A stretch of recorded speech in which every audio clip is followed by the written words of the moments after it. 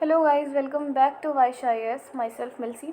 और इस वाले वीडियो से हम इस चैप्टर को यहीं पे कंप्लीट कर देंगे। तो स्टार्ट करते हैं बिना टाइम वेस्ट किए।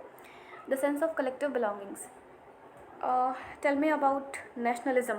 सभी को पता है कि नेशनलिज्म क्या है, बट अगर नेशनलिज्म वाली आइडियोलॉजी किसी में स्प्रेड करनी है, या फिर अगर नेशनलिज्म वाली जो आइडियोलॉजी है ये तभी स्प्रेड हो पाती है लोगों में जब लोगों में एक sense of collective belonging means जब लोग ये सोचें कि हम एक सेम नेशन से बिलोंग करते हैं, irrespective of their caste, creed and religion, sex, what ever. लोग इसको अवॉइड अगर कर दें कि हम हिंदू हैं, हम मुस्लिम हैं, हम ये हैं, हम वो हैं, बस लोग ये सोचें कि नहीं, हम जो कुछ भी हैं हम इंडिया का ही पार्ट है, मतलब इंडिया ही हमारा कंट्री है, हम ही इंडियंस हैं और इंडिया हमारा है, ठीक है, और हम इंडिया के हैं। कहने का ये मतलब है कि नेशनलिज्म वाली जो आइडियोलॉजी है ये लोगों में तभी आती है जब लोगों में यूनिटी होती है, मतलब एक कलेक्टिव आइडेंटिटी होती है लोगों में, ठीक है। और इसके लिए क्या होना ज़रूरी है? लोगों में यूनिटी, एक ऐसी यूनिटी जो लोगों को एक साथ जोड़े रखे, ठीक है। ये कैसे आई लोगों के मन में? इसका एक मेजर रोल प्ले करा है एंटी कॉलोनियल जो रूल था ना, जितने भी लॉज पास हुए थे जो कॉलोनियल रूल में, वो सब बहुत ही बड़ा मेजर रोल प्ले कर रहे हैं। क्योंकि ये सब जब पास हुआ ना तो लोगों को समझ में आया कि नहीं, इतना नहीं सह पाएंगे, और तुम हमारे कंट्री में आके हम ही को बर्बाद कर रहे हो, इतना हम लोग कुछ नहीं कर पाएंगे, इतना नहीं सह पाएंगे, ठीक है। एक तो ये रीज़न था। अगर इन सबको अवॉइड करके, अगर हम भी अवॉइड करके देखना चाहें तो एक और रीज़न था, कल्चरल एलिमेंट आप बोल सकते हो उसको, ठीक है।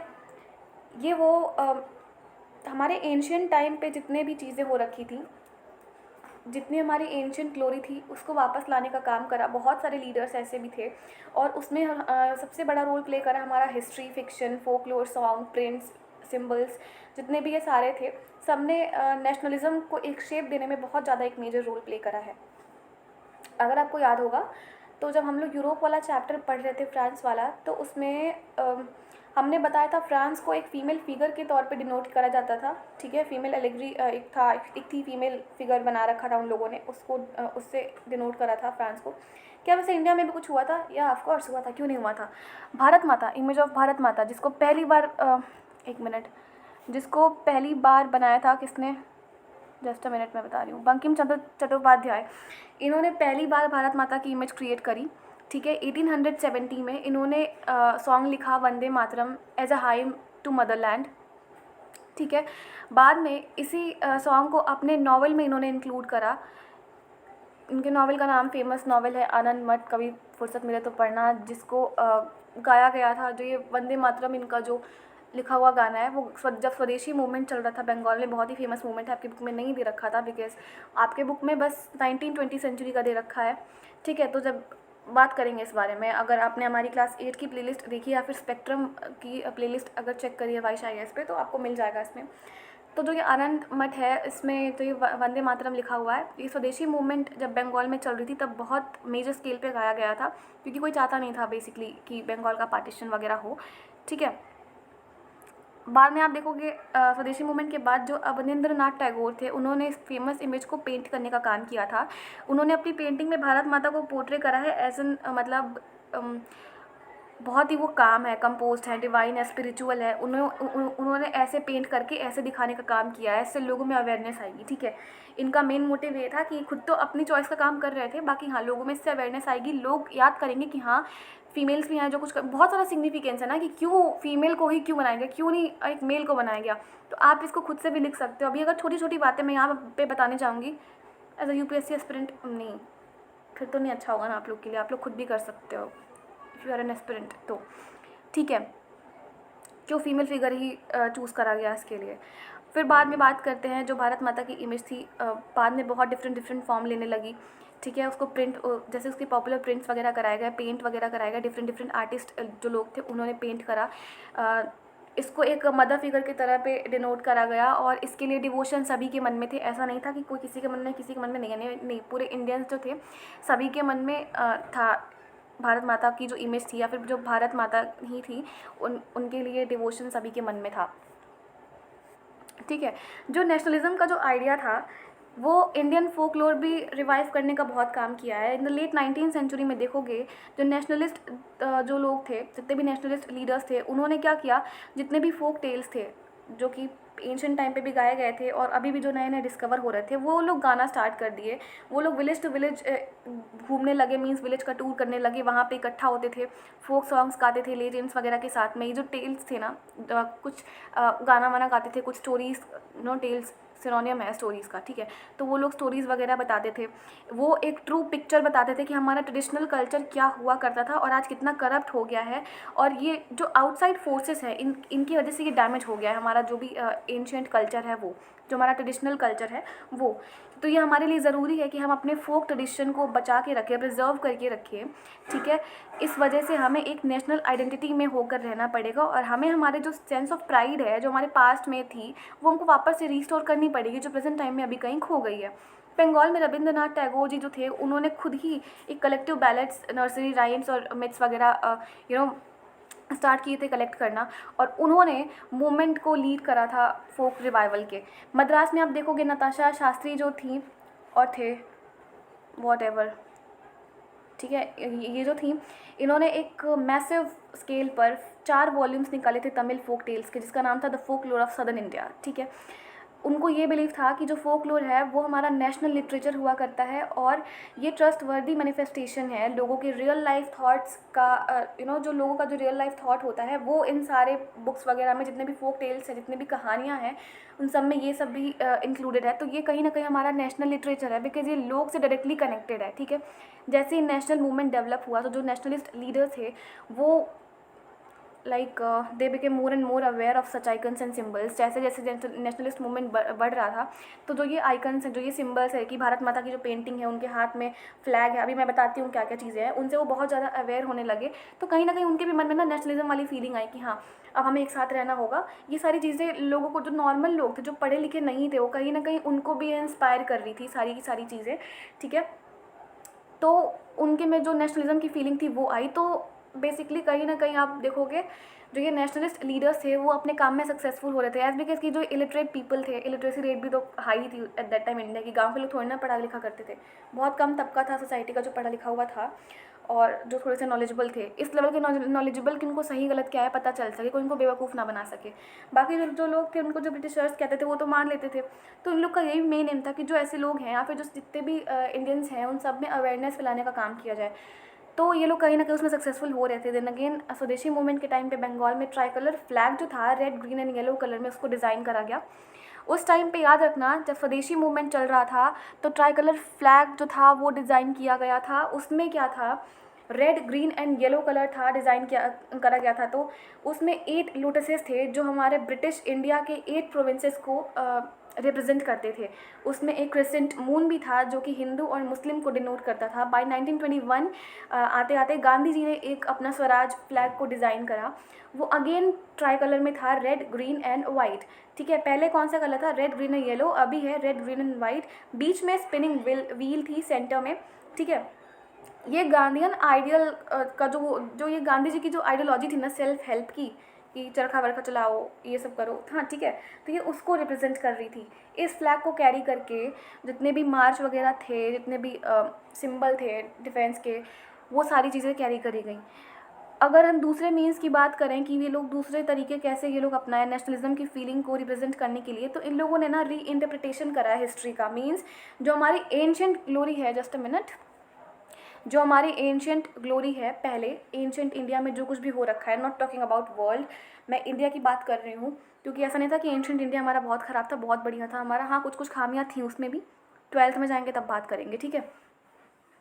तो by the end of 19th century बहुत सारे ऐसे इंडियंस थे, उन्होंने ये फील करना उन्होंने स्टार्ट कर दिया था कि जो हमारी एंशियंट हिस्ट्री है वो काफ़ी ज़्यादा बेटर रह चुकी है, और ब्रिटिशर्स के आने से हमारा जो इंडिया है वो मतलब देवर लाइक कि हाँ हम आएंगे आपकी इंडिया को बढ़िया बनाएंगे, मॉडर्न बनाएंगे, बट ऐसा कुछ था नहीं।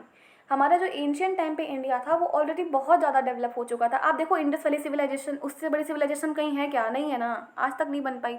तो फिर ऑन द अदर हैंड जो ब्रिटिशर्स थे वो हमेशा ही इंडिया को और इंडियंस को basically backward and primitive consider किया करते थे, और उनका कहना था कि जो ये इंडियंस हैं वो कभी भी खुद को गवर्न करने के लायक नहीं है, उनकी औकात नहीं है कि वो खुद को गवर्न कर सकें।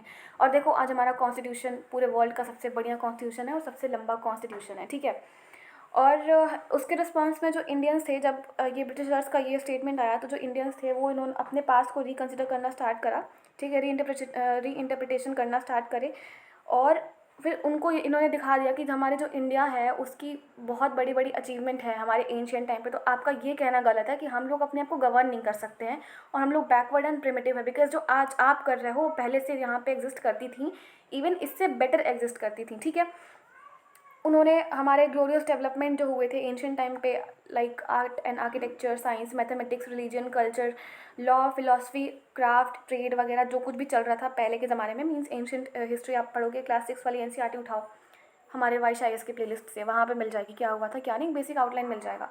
तो बाय द वे 11th में भी करवाएंगे, डोंट वरी, सॉरी 12th में, ठीक है। तो यहाँ पे जितने भी चीज़ें फ्लरिश हो रही थी एंशियंट टाइम पे, सबको उन्होंने रिवाइव करने का काम किया। इन लोगों ने लिखना चालू किया कि हाँ इस टाइम पे ये हो रखा, और ये जो ग्लोरियस टाइम था इन देयर, उनके व्यू में, मतलब इन देयर व्यू, वो उन्होंने कहा कि ये सारी चीज़ें तब बंद हुई जब हमारा इंडिया जो था ना वो कोलोनाइज हो गया तुम अंग्रेज़ों के थ्रू। बाद में अंग्रेज़ों को समझ में आया कि नहीं ये लोग खुद का काम कर सकते हैं, और लोगों में भी अवेयरनेस आई कि हाँ हमारा इंडिया पहले ऐसा नहीं था जैसा इन लोगों ने आज बना दिया है, ठीक है। तो जो ये नेशनलिस्ट हिस्ट्रीज थी ना, वो रीडर्स, मतलब उसको लोग पढ़ते थे, उसको लोग रीड करते थे, और उस अपने इंडिया को मतलब समझते थे कि हाँ बहुत अचीवमेंट हो रखे हैं पास्ट में, बहुत ही स्ट्रगल भी हो रखे हैं। जो आज हमारी कंडीशन है वो सिर्फ और सिर्फ ब्रिटिश रूल के वजह से है। अगर ये अंग्रेज़ नहीं आते तो हम पहले भी बढ़िया थे और आज भी हम बढ़िया रहते। ऑफ कोर्स थोड़ी बहुत तो प्रॉब्लम आती है ना, बट कोई बात नहीं। अभी जो प्रेजेंट कंडीशन थी इंडियंस की वो एंशियंट से बेटर नहीं थी, एंशियंट से बहुत ख़राब थी, ठीक है। ये एफर्ट्स थे लोगों को यूनिफाई करने के, ये प्रॉब्लम्स के बिना नहीं थे, इसमें भी ऑब्स्टिकल्स आए बहुत सारे से। जब वो पास्ट ग्लोरीफाई कर रहे थे तो कुछ लोग बोले कि अरे ये तो हिंदुज़म चल रहा है इधर, ठीक है, तो इन लोगों ने कम्युनलिज्म फैला दिया। कुछ लोग बोले कि ये जो इमेज है वो हिंदू इमेज की तरह आप लोग क्यों पोर्ट्रे कर रहे हो। तो वहाँ पे अलग अलग कम्युनिटीज़ थी, उन्होंने अपने आप को थोड़ा सा इससे अलग ही देखा, मीन्स एलिएनेटेड पाया अपने आप को इससे, कि ये उन लोगों को लगा कि यहाँ पे हिंदुज़म चल रहा है, बट ऐसा कुछ था नहीं, ठीक है। और हाँ, जबकि ऐसा अब कह सकते हो कि नहीं करना चाहिए। अगर एक मेजॉरिटी सेक्शन रह रहा है यहाँ पे, हर कम्युनिटी कास्ट क्रीड रिलीजन के लोग रह रहे हैं, तो हमें नहीं करना चाहिए था ऐसे। बट स्टिल अब जो मेजॉरिटी में है, जो कर रहा है वो तो करेगा ही ना, सभी को तो देखना है। कल को अगर आज यहाँ पे मेजॉरिटी में हिंदू हैं, आप किसी भी मतलब मैंने ये बुक की बात नहीं बता रही हूँ, मैं आपको एग्जांपल दे रही हूँ, इससे समझना। अगर 100 में से 95 लोग हिंदू हैं, 5 लोग अदर रिलीजन के हैं, और अगर जो हिंदू लोग हैं उन्हीं में से कोई हेल्प कर रहा है, बहुत लोग मुस्लिम्स में भी हेल्प कर रहे हैं, बिकॉज हमारे इंडिया के को इंडिपेंडेंस करवाने में जो मुस्लिम्स थे उन्होंने भी बहुत हेल्प करी है। वो अलग बात है कि कुछ मुस्लिम्स थे और कुछ ऑब्वियसली कुछ मुस्लिम्स ऐसे थे जो नहीं चाहते थे कि इंडिया के साथ पाकिस्तान कभी एक हो, मतलब वो चाहते थे कि पाकिस्तान अलग हो जाए। वहीं कुछ मुस्लिम ऐसे भी थे जो हमारे इंडिया के इंडिपेंडेंस के लिए अपनी जान तक दे दिए। और सबसे बड़ा रोल इसमें प्ले करा है अंग्रेज़ों ने, क्योंकि उन्होंने ही भड़काने का काम किया बेसिकली मुस्लिम्स को, और जिस वजह से पार्टीशन हुआ। हाँ, एक मेजर रोल प्ले करा है ब्रिटिशर्स ने भी, ठीक है। तो मान लो अगर 95% जो लोग हैं वो हिंदू है, 5% अदर मान लो मुस्लिम ही है, तो वो जो 95% लोग अपने कंट्री को आज़ाद करवाने के लिए काम करें वो अपने फेवर में करेंगे कि वो दूसरा फीमेल फिगर ला के यहाँ पे रख देंगे, या फिर वो कुछ और फीमेल फिगर या फिर कोई और फिगर ला के रख देंगे। आप उन 5% को देखोगे कि वो 95% को देखोगे, ये बता दो, ठीक है। तो ये प्रॉब्लम थी उस टाइम पे। इन सब से आप अगर कंक्लूजन निकालने को बोलो तो बात करें अगर महात्मा गांधी के बारे में ना, तो महात्मा गांधी जी भी बहुत मतलब उन्होंने भी अच्छा काम करा, सभी को पता है। बट कुछ सेक्शन था जो इनसे भी खुश नहीं था, बिकॉज देखो इनकी जो आइडियोलॉजी थी ना वो न्यूट्रल थी, ये कभी भी अपने आप को पॉलिटिक्स में इन्वॉल्व नहीं करना चाहते थे। बट फिर भी जैसे कि अभी मैंने बताया हरिजन वाला जो अनटचेबल वाला मैंने वीडियो था, इसके पहले वाला वीडियो देखना, अनटचेबिलिटी के ऊपर था वो। गांधी जी ने कहा था दलित्स को अनटचेबल्स या फिर चिल्ड्रन ऑफ गॉड, ठीक है। तो अब वो खुद ही जाके वॉशरूम्स वगैरह साफ़ करने लगे थे, और उन्होंने ये लोगों को बोला था कि आप अपने वॉशरूम्स खुद साफ़ किया करिए, ये स्वीपर्स को ये काम करने के लिए नहीं बना है, कोई मैनुअल लेबर करने के लिए नहीं बना है। तो आप एक अकेला इंसान, आप पूरे इंडिया को नहीं उस पूरे इंडिया का आप माइंडसेट नहीं बदल सकते हो, एक कोई अकेला इंसान नहीं कर सकता है ऐसा। तो गांधी जी की भी अपनी प्रॉब्लम थी, बट उनसे जितना हो पाया उन्होंने बहुत ज़्यादा किया, so huge respect for him. उसके बाद में देखो कांग्रेस, तिलक, बाल गंगाधर तिलक जब ये आए तो इनके टाइम पे भी बहुत ऐसा हुआ कि ये तो हिंदुइज़्म चल रहा है, क्योंकि उन्होंने क्या किया था, गणेश जी की पूजा करना स्टार्ट करी थी, नॉट पूजा, बेसिकली जो वो मूवमेंट चला रहे थे उसमें थोड़ा सा हिंदुइज़्म वाला फ्लो आ गया था उसमें। इस वजह से जो मुस्लिम पॉपुलेशन थी उन्होंने अपने आप को इससे कट ऑफ ही कर लिया। देन अगेन जो कांग्रेस थी उससे भी बहुत सारे लोग, ऐसा नहीं था कि बहुत ज़्यादा लोग खुश हैं। सेम प्रॉब्लम, अकेले आप मिलकर नहीं कर सकते हो, बट एट द एंड सब बढ़िया हो गया। बात करेंगे क्विट इंडिया मूवमेंट के बारे में, बुक में नहीं दिया हुआ है, बट अलग से मैंने जैसा कि प्रॉमिस करा था सबसे कि मैं वीडियो बनाऊंगी सारे के सारे सत्याग्रह वगैरह पे, ठीक है। तो आगे आने वाले वीडियो में हम बात करेंगे साउथ अफ्रीका में गांधी जी ने क्या किया, अबाउट चंपारण खेड़ा सत्याग्रह और अहमदाबाद मिल स्ट्राइक के बारे में, देन अगेन रोलेट एक्ट के बारे में, जलियांवाला बाग मैसेकर के बारे में, और थोड़ा बहुत इधर उधर के जो बचे कुछ टॉपिक्स हैं हम उसको भी कवर करेंगे। तो वो एडिशनल चीज़ है, अगर आपको देखना है देख लोगे तो बहुत अच्छी बात है, नहीं देखोगे तो कोई दिक्कत नहीं है, आपका लॉस आपका प्रॉफिट, यहाँ पे चैप्टर ख़त्म हो जाता है। ओके, सो वीडियो को एंड करने से पहले एक इम्पॉर्टेंट इन्फॉर्मेशन एज यूजुअल, थोड़ा सा सेल्फ प्रमोशन भी बनता है ना इतना बोलने के बाद। तो जो भी एस्पिरेंट सीरियस होकर के यूपीएससी की प्रिपरेशन करना चाहते हैं वो यहाँ पे दिए गए व्हाट्सएप नंबर पे हमारे वाइस सर को कांटेक्ट कर सकते हैं। सी नो मैटर व्हाट, आप कब से प्रिपेयर कर रहे हो कब से नहीं, आप एक बार सर को कांटेक्ट कर लो, बिकॉज लास्ट ईयर का जो ये प्रीलिम्स हुआ था अभी इसी साल का 2023 का, हमारे वाइस IAS से लगभग 70 to 80% बच्चों ने प्रीलिम्स में 80+ मार्क्स स्कोर करे हैं, ठीक है। प्रूफ के लिए आप सर को मैसेज कर सकते हो, वो दे भी देंगे प्रूफ। और एग्ज़ाम की जो लेवल है वो और डिमांड है वो भी सब बढ़ती जा रही है, और हम आपको ये गारंटी दिलाते हैं कि फर्स्ट अटेम्प्ट में अगर आपने मैसेज करा सर को, सर ने जो भी आपको एडवाइस दिया उसको फॉलो करोगे तो डेफिनेटली फर्स्ट अटेम्प्ट में यूपीएससी क्लियर करके आप IAS IPS वॉटेवर जो भी बनना आपको बन सकते हो। सो हरी आप लेट मत करो। आप सर को इंस्टाग्राम हैंडल पे भी मैसेज कर सकते हो, उनके यहाँ पे सर की पर्सनल मेंटरशिप प्रोवाइड होती है, कोई भी ग्रुप्स वगैरह नहीं बना है। Okay, so thank you very much, have a great day ahead guys.